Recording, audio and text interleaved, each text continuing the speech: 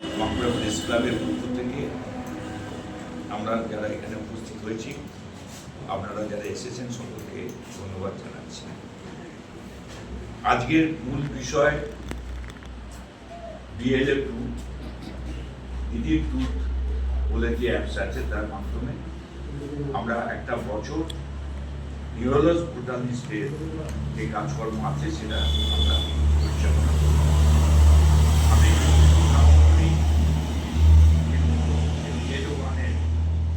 দায়িত্বপ্রাপ্ত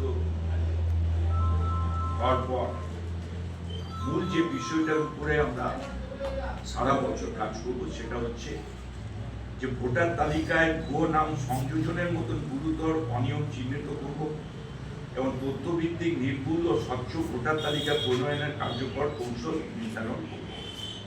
মাননীয় মুখ্যমন্ত্রী মমতা বন্দ্যোপাধ্যায় ও সর্বভারতীয় সাধারণ সম্পাদক অভিষেক বন্দ্যোপাধ্যায় যে দুর্নীতিমুক্ত গণতন্ত্রের বার্তা সামনে রেখে এগিয়ে চলেছে, সেই বার্তার প্রতিফলন আমরা আমাদের বিএলএ ট্রুথের মাধ্যমে গ্রহণ করছি এবং সারা বছর একসঙ্গে চলার শপথ গ্রহণ করছি।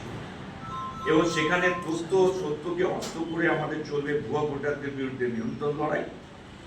একটি পরিচ্ছন্ন নির্ভুল ভোটার তালিকা মানেই একটি শক্তিশালী গণতন্ত্র।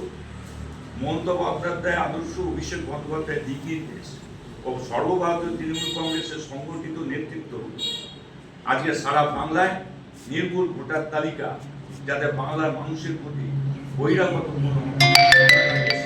এখানে কোনো রকম অধিকার অর্জন করতে না পারে, তার বিরুদ্ধে আমরা নিরন্তর লড়াই চালিয়ে যাব।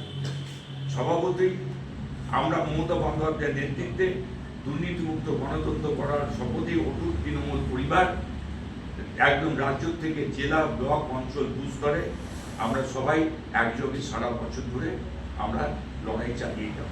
নমস্কার।